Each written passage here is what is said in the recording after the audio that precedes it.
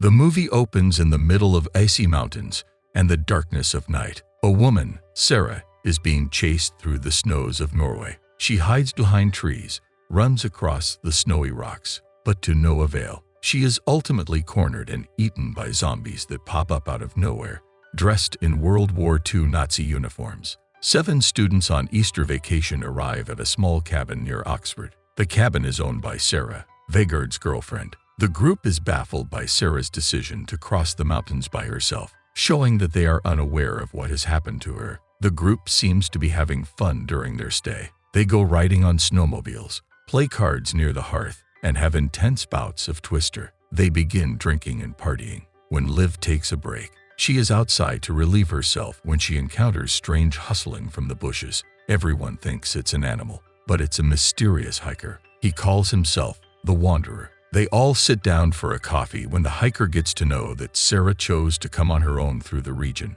but hasn't arrived yet. He grows concerned, reprimanding the group for their carelessness. He tells them the dark history of the region. During World War II, a force of the German Einsatz, led by Colonel Herzog, was garrisoned in the area. For 3 years, the Nazis tortured, beat, and mistreated the local people every day. They were evil, sadistic devils. However, near the end of the war, Germany's defeat loomed. Thus, the soldiers looted all the town's valuables. However, the citizens staged an uprising and ambushed them, killing many. They had gathered whatever weapons they could find, anything that could crack the skull. The survivors, including Herzog, were chased into the mountains, and it was assumed that they all froze to death. That's why the Wanderer says that one must tread very gently in these mountains.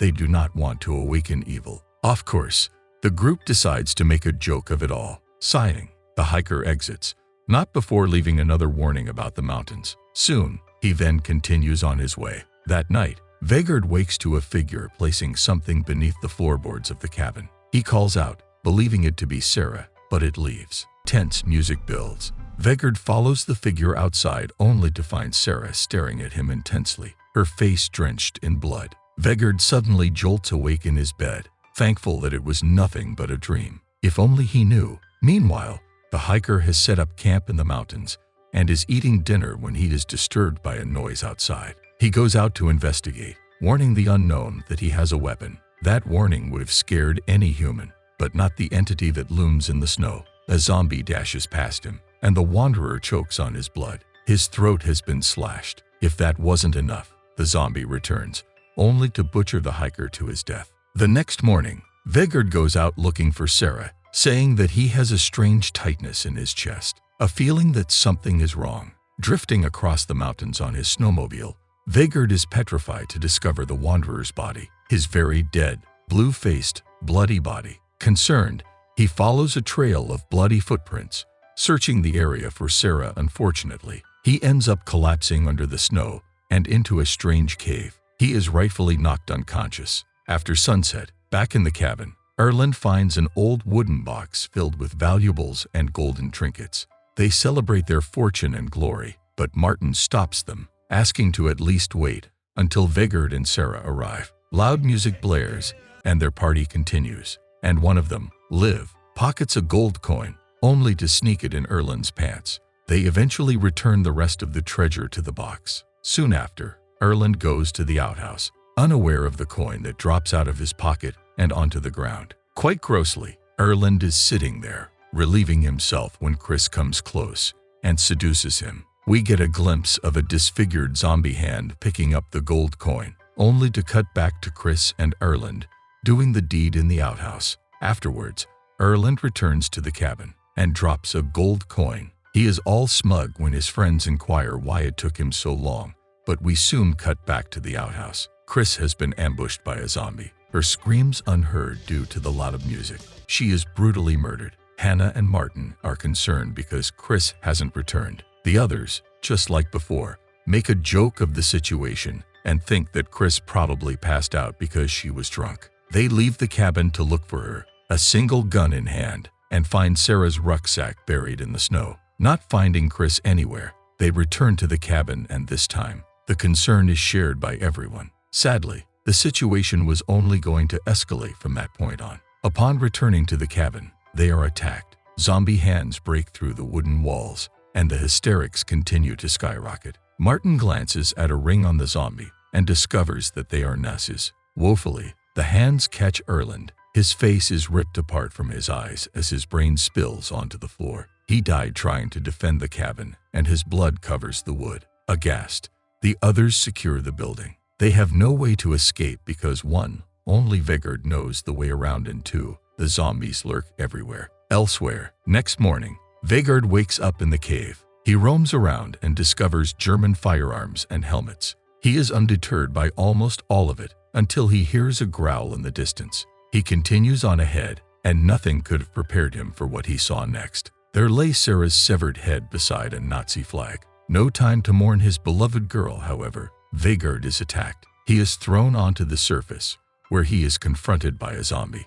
Hilariously, the zombie tries to bite the man, only to have his mouth filled with the jacket's cotton. That only raises his ire. He attacks again, but the oh-so-strong Vegard stabs the zombie in the eye. He stares blankly at the corpse as it bleeds. Surprisingly, zombies in this world do have blood and can die just like a real human being. His relief is short-lived, sadly, for Vegard is knocked from the cliffside by a second assailant. He is even bitten in the neck by the zombie, whilst the two hang from the cliff using an intestine as rope. That intestine belongs to the zombie Vegard just killed, and it shrieks in pain as its body is disemboweled. Again, Vegard shows off his strength as he headbutts the other zombie off the cliff. Even with the wound on his neck, he climbs back to the snowmobile, stitches his wounds, and mounts a machine gun to his snowmobile. Like a war tank, just significantly smaller. Meanwhile, the remaining 4 students decide to split up. The 2 men, Martin and Roy, attempt to distract the zombies, while the 2 women, Hannah and Liv, run for the cars and go for help. En route to the cars, the girls are ambushed. Liv is knocked out by the zombies and awakens to them gruesomely, pulling out her intestines. Unfortunately, she was separated from Hannah when they were being chased by the corpses. Using a hand grenade, Liv commits suicide, but not before heroically taking her assailants down with her. Elsewhere, Hannah flinches at the explosion in horror, realizing what has happened to her friend. She saddens, thinking of the moment just a few minutes ago, where she had promised a hysteric Liv that they wouldn't separate, that they would run together. Bitterly, her moment of melancholy is short-lived as the zombies arrive. Meanwhile, the group of Nazi zombies gather, all dressed in their uniforms and adorned with their symbols. A man, most likely Colonel Herzog, stares into the distance with his binoculars. How he got in possession of them, no one knows. Hannah had been hiding on a tree when suddenly,